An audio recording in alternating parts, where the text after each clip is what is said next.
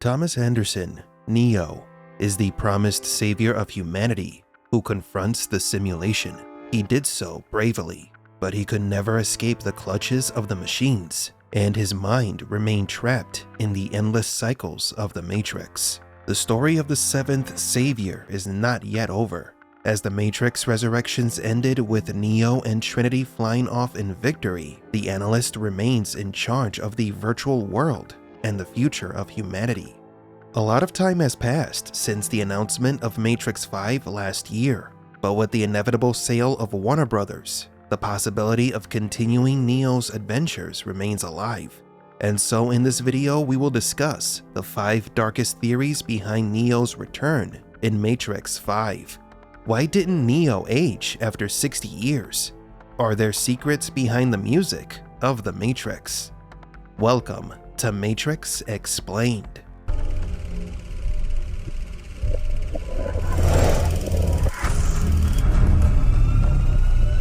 Welcome to the desert of the real. Number 5. Why did Neo barely age? The Matrix 5 has been in pre-production since April 2024, with Drew Goddard confirmed as director and writer and Lana Wachowski as producer.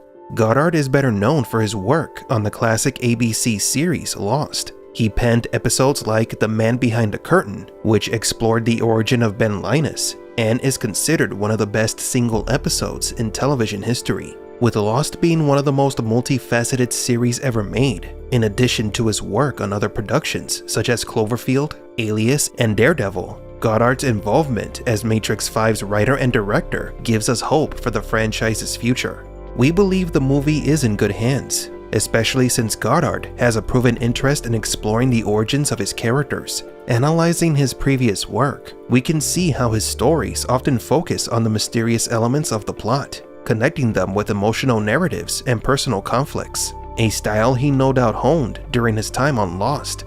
If Matrix 5 is a continuation of the Matrix Resurrections, then it could be the definitive conclusion to Neo and Trinity's story, finally explaining their true nature. To understand what I mean, we must revisit the first Matrix trilogy. In the original films, we learned that Neo, the supposed savior, is but a puppet of the architect, an anomaly arising from the imbalance in the equation that must be kept in check to prevent the Matrix's total collapse. However, the Oracle used Neo against the architect to stop the centuries-old war between humans and machines, which ironically led to the machines' civil war and the analyst's rise to power. While many humans in Zion saw Neo as their savior, the unexpected destruction of the city led them to question his allegiance. So who was right? Those who loved Neo or those who doubted him? Is Neo human, a machine, or a clone? How could this be explained in Matrix 5? The original Matrix reveals 2 types of humans: those cultivated by the machines, biological hybrids with machine components, and those born naturally in Zion. It's unclear whether these Zion-born humans are also genetically modified, as they are descendants of the hybrids. Imagine Neo and Trinity having children. The child would be born naturally from intimacy, yet still originate from 2 hybrid humans. What is clear is that by the time Neo escaped from the Matrix, pure humans no longer exist. Only descendants of hybrids remain. In other words, all real Earth-born humans have gone extinct, replaced by these new humans. The machines have long experimented on humans. The Animatrix shows them conducting tests on human brains to study behavior and emotions. Thus, humans as we know them don't exist in the Matrix universe. They've been replaced by hybrids, the result of extensive genetic and technological experimentation.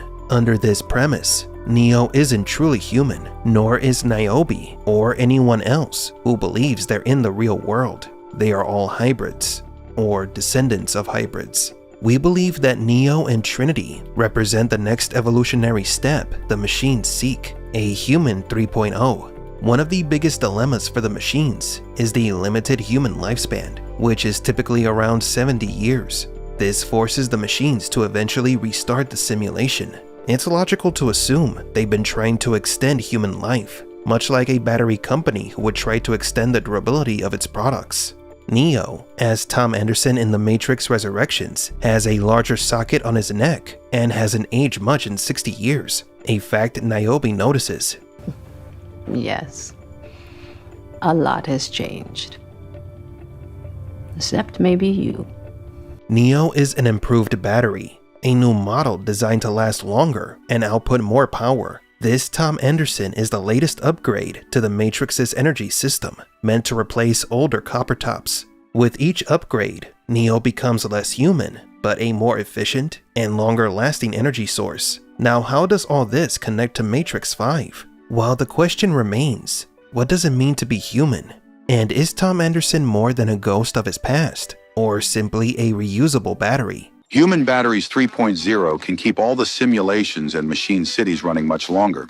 In fact, tests show that after just a few hours of continuous use, regular batteries wear out.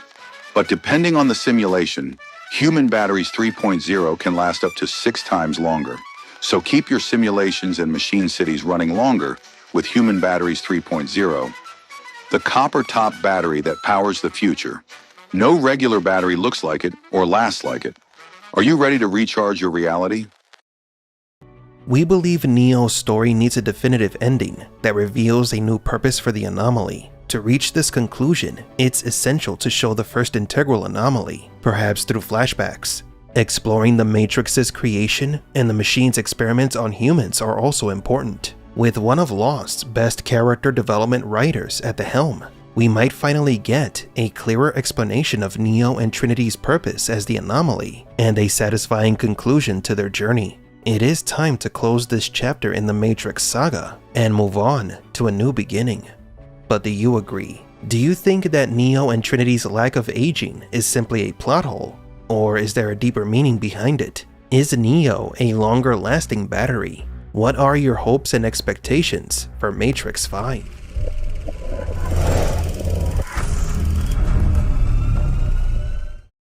Number 4. The Lie of the Savior. While Neo is waiting for the answers to his past, Morpheus explains his theory about his role in all of this. As to my role in all this, my best guess is that you wrote me as an algorithmic reflection of 2 forces that helped you become you: Morpheus and Agent Smith. This is interesting because he says that Neo created him as an AI that combines the 2 elements that helped Thomas to become the One, Morpheus and Smith. Smith was Neo's opposite. He was everything negative of both machines and humanity, and Morpheus represented hope, the desire to be free and at peace. Thomas was like Smith. He was a hopeless cynic wanting to unravel the system. He was also like Morpheus, hoping for a better future and the end of the Matrix.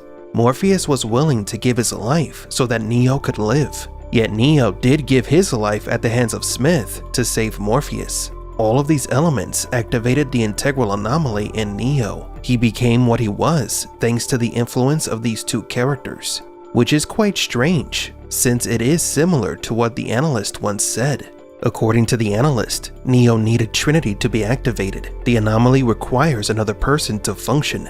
Neo also created this digital version of Morpheus to awaken him, which makes this even more suspicious. It is as if both the machines and humans are trying to awaken the integral anomaly. Now, Morpheus says that Neo's brain is addicted to what the analyst was giving him in the Matrix. The ship's doctor in the outside world is saying that Neo could die, but Morpheus knows what he needs. Neo has spent years being manipulated and subjected to chemicals and simulations. The analyst has made him addicted to the system. Neo has become submissive and docile to the system.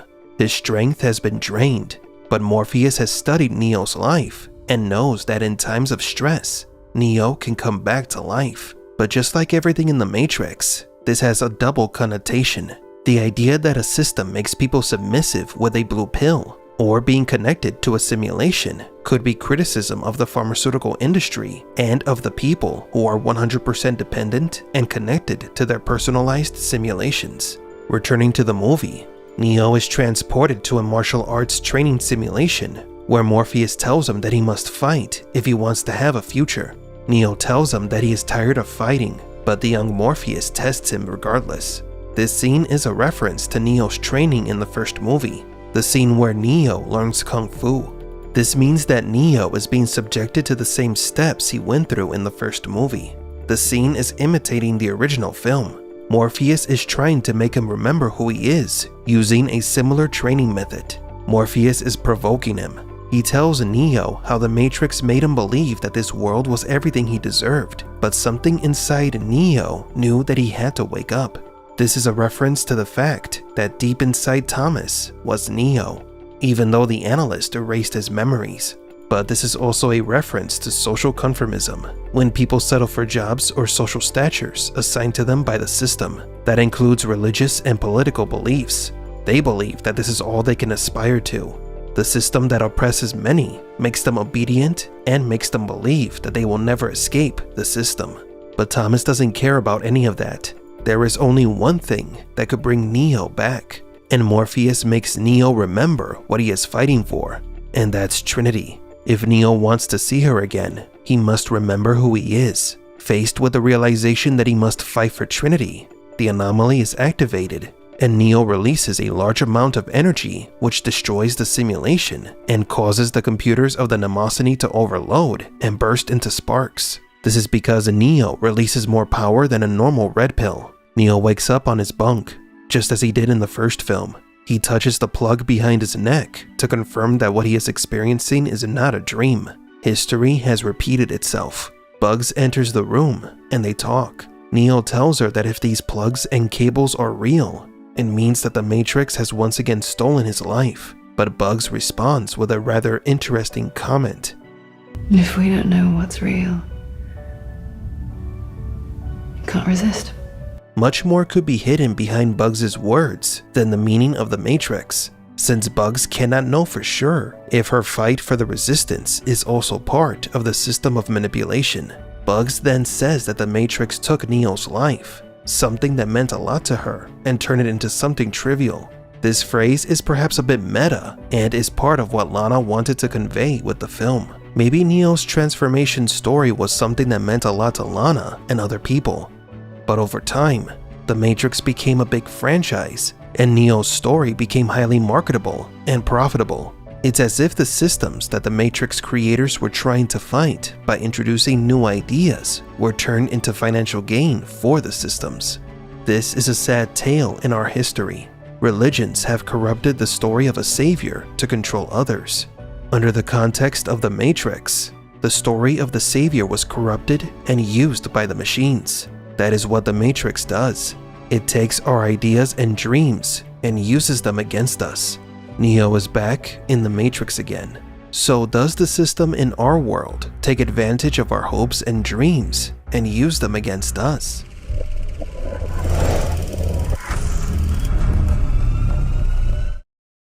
Number 3. Neo's secret lies in the music.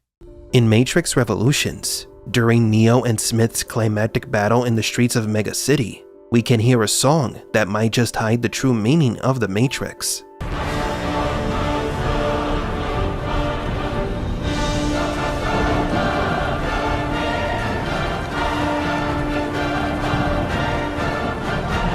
What is hidden behind the song Neo Dämmerung at the end of Matrix 3? Studying the Matrix in depth, we realize that every single thing shown has a purpose. Every scene and element was meticulously detailed to represent something, and the music of the Matrix is no exception. The music also hides something.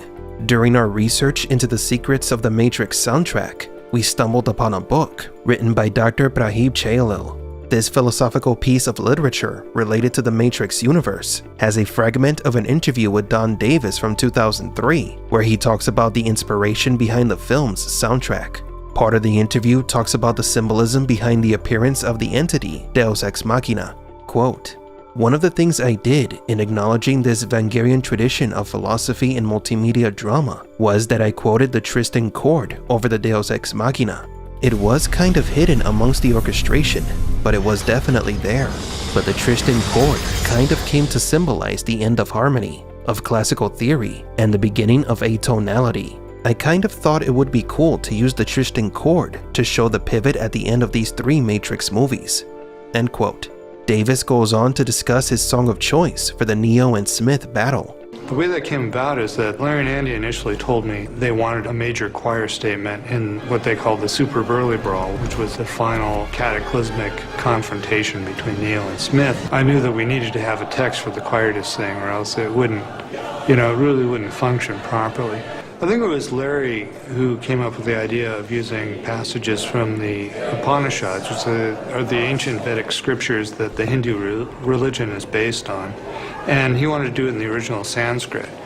And when I saw the passages that they had chosen, I was astonished at how well integrated these ancient writings were to the entire ideology that Larry and Andy had come up with for the whole thing. These are referencing the One. From delusion, lead me to truth. From darkness, lead me to light. From death, lead me to immortality. And these texts are amazing apropos to the whole ontological concept of the Matrix. It refers to the One. Let me read one of them. In him are woven the sky and the earth, and all the regions of the air, and in him rests the mind and all the powers of life.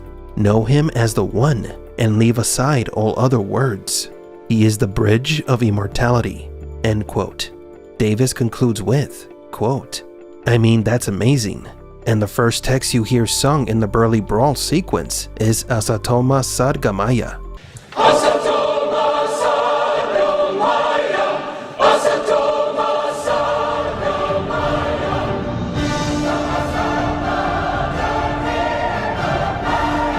I think that adds a whole layer of meaning to the entire trilogy. End quote.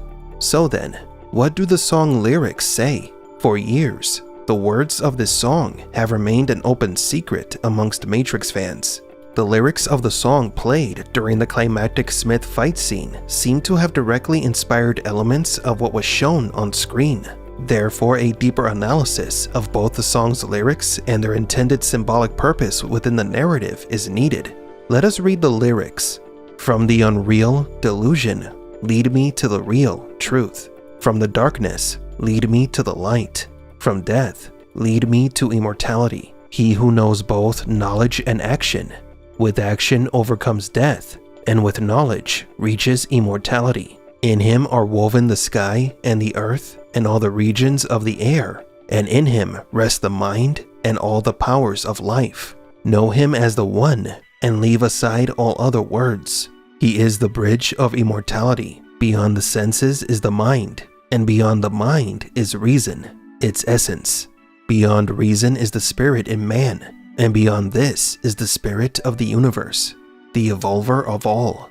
When the five senses and the mind are still, and reason itself rests in silence, then begins the path supreme, so on and so forth. And when he is seen in his eminence and transcendence, then the ties that have bound the heart are unloosened, the doubts of the mind vanish, and the law of karma works no more. The interesting thing about this song is that it seems to describe perfectly, word for word, the path of the One. Yet these lyrics originated from ancient, thousands of years old Hindu writings, a subliminal message that enhances the meaning of the Neo-Smith battle. The fact that Neo confronts Smith against a backdrop of a mantra about transcendence, immortality, and the One is shocking. This likely comes as no surprise, since every aspect of the Matrix holds deeper meaning when analyzed closely. Easter eggs are found throughout the entire franchise. The song opens a door to another Hindu influence on the films. Concepts like the Chosen One, the Matrix cycles, and the Golden Code could be explained by facets of Hindu cosmology. By exploring the layered connections across lyrics, visuals, and philosophies, we come closer to grasping the full vision underlying the Matrix. Each link revealed pulls the complex narrative into sharper focus. It is possible that in these ancient writings lies the true meaning of the Matrix trilogy, one that will lean more toward Hinduism and existentialist philosophy. But do you agree? Did you know about the true meaning behind the music during Smith and Neo's final battle in Matrix Revolutions?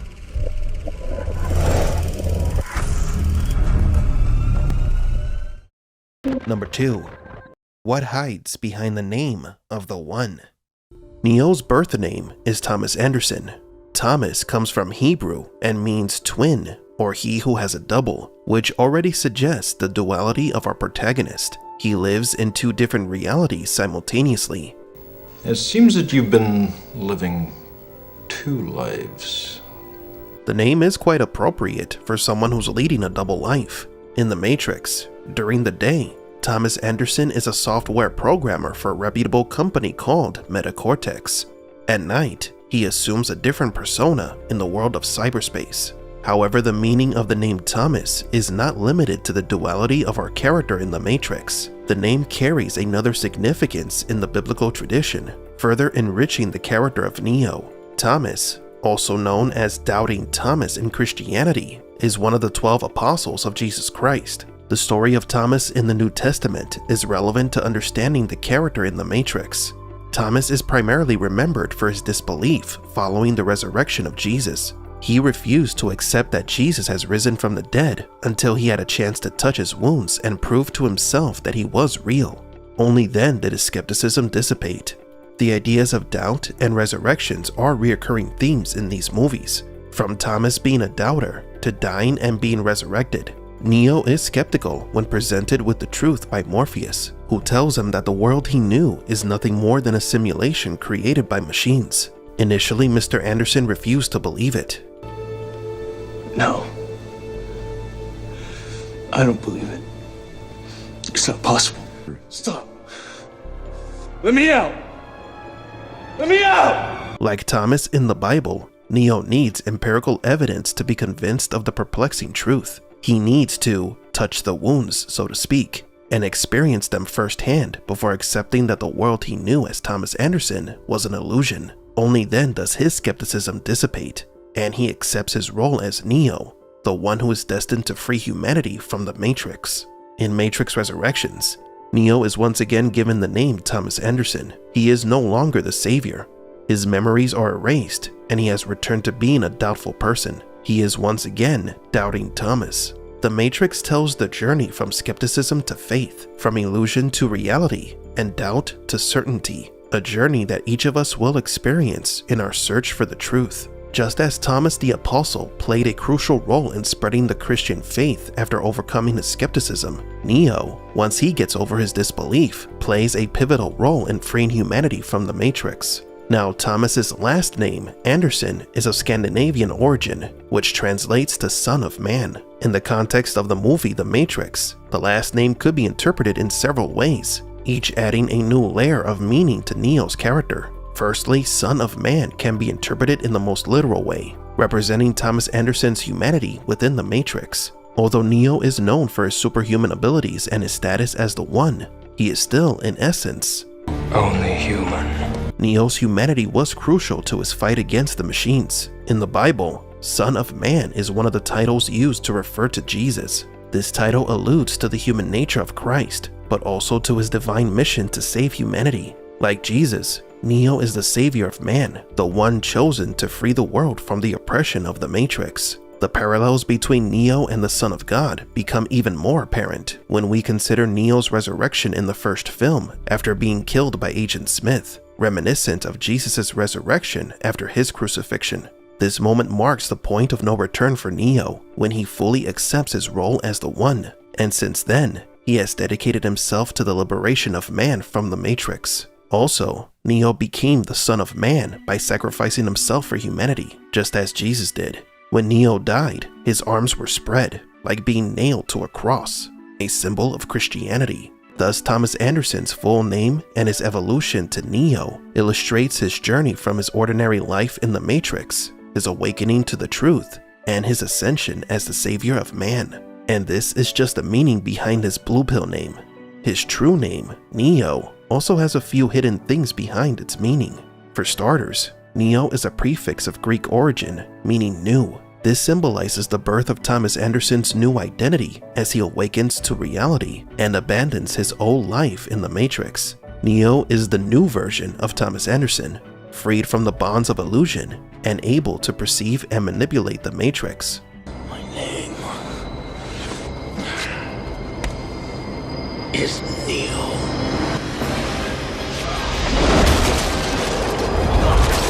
But there's more. Neo is also an anagram for one. a title given to him throughout the trilogy. This is Neo's destiny, his role as the savior. Like messianic figures in many religious traditions, including Jesus Christ and Christianity, Neo is expected to give his life to liberate humanity. This parallel is reinforced by many Christian symbols and references found throughout the movies. On an even deeper level, Neo can also be interpreted as a symbol of Gnostic philosophy, an ancient spiritual tradition that emphasizes direct personal knowledge of the divine.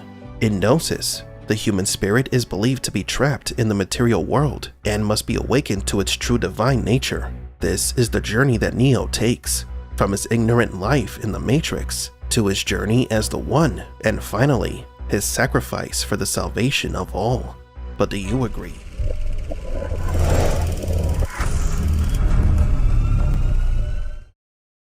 And number 1.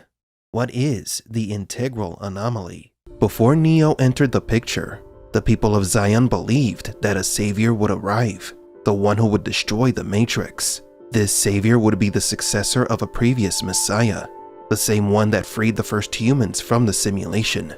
The Red Pills believed that the messiah could modify and destroy the simulation. But this idea of a savior was a lie.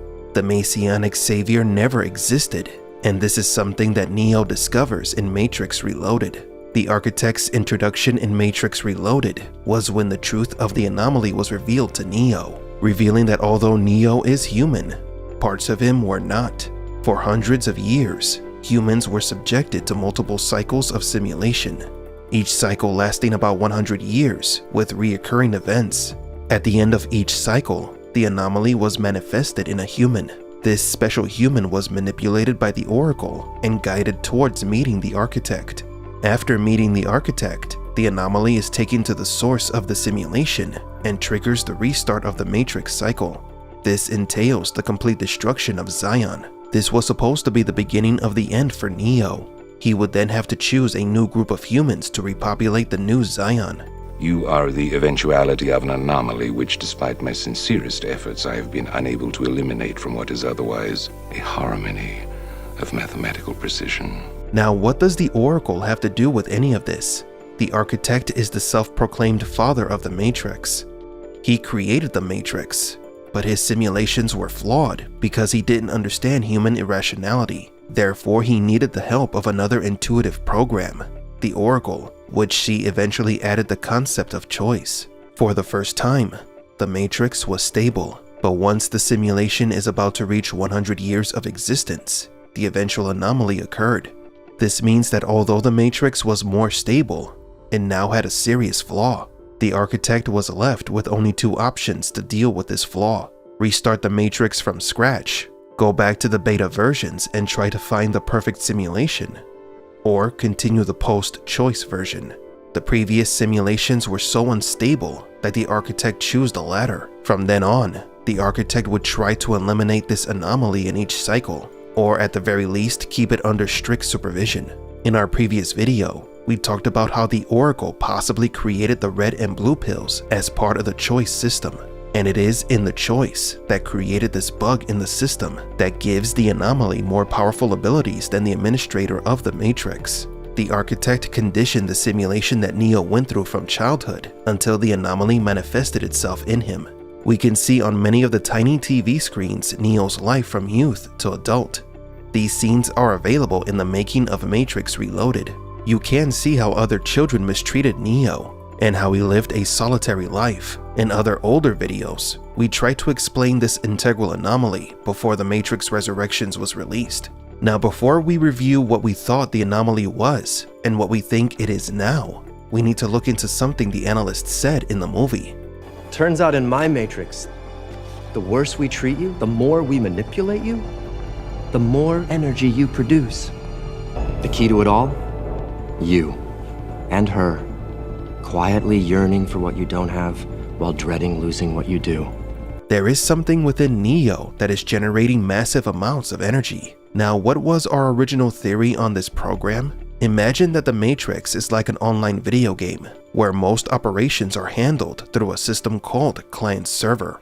In this system, the player's actions and inputs are sent to the server for processing. This is how most commercial online games work. However, there is another way that online games can operate. It's called a peer-to-peer system. In this system, the workload is divided among users, who shares resources such as processing power and network bandwidth directly with each other, without the need for a central server. Each user is both provider and consumer of resources. In the Matrix, the simulation would be like a peer-to-peer network, where each human functions as a server and user at the same time. This allows the Red Pills to manipulate the reality of the Matrix. By being aware of the simulation, they can influence its immediate reality with their mind. Morpheus told Neo to free his mind before jumping off the building, because fear, doubt, and disbelief are limitations that can be overcome mentally.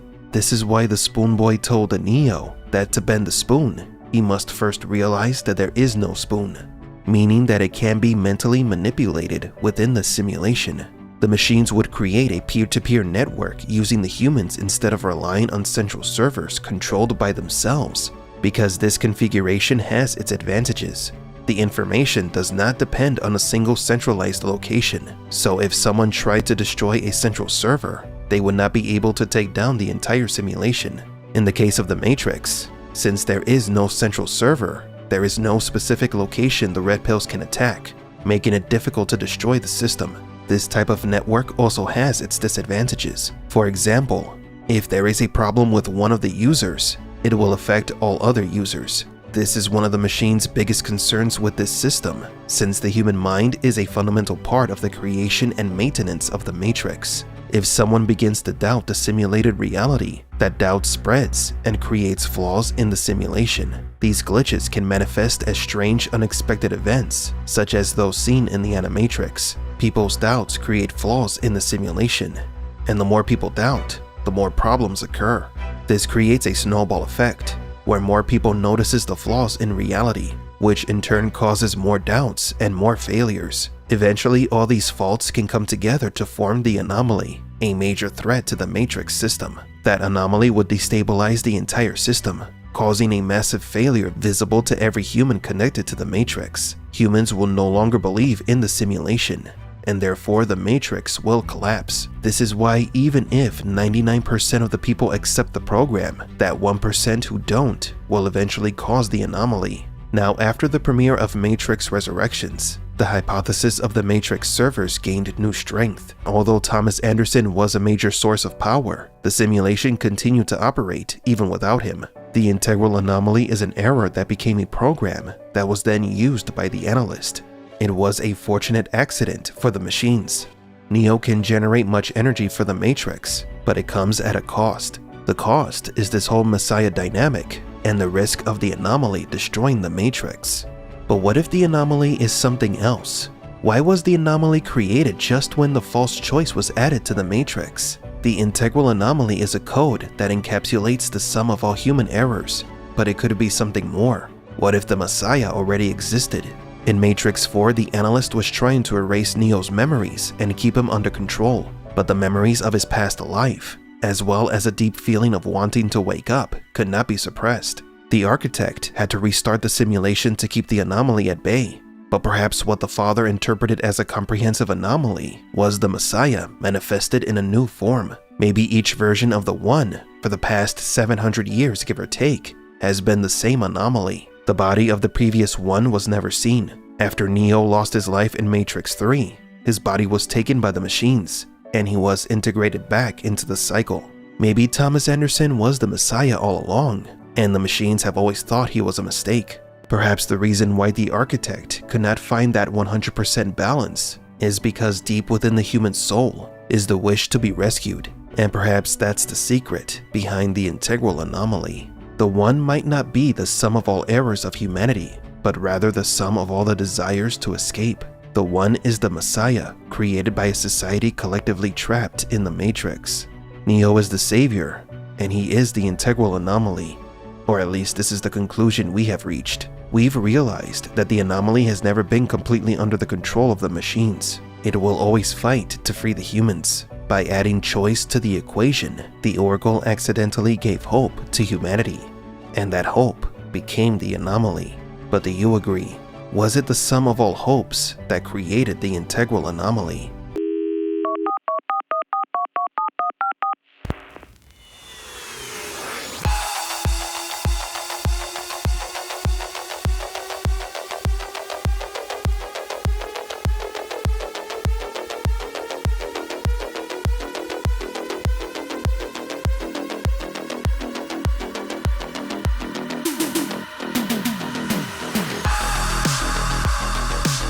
For Matrix Explained, please leave a like and subscribe. And thank you for visiting the Desert of the Real.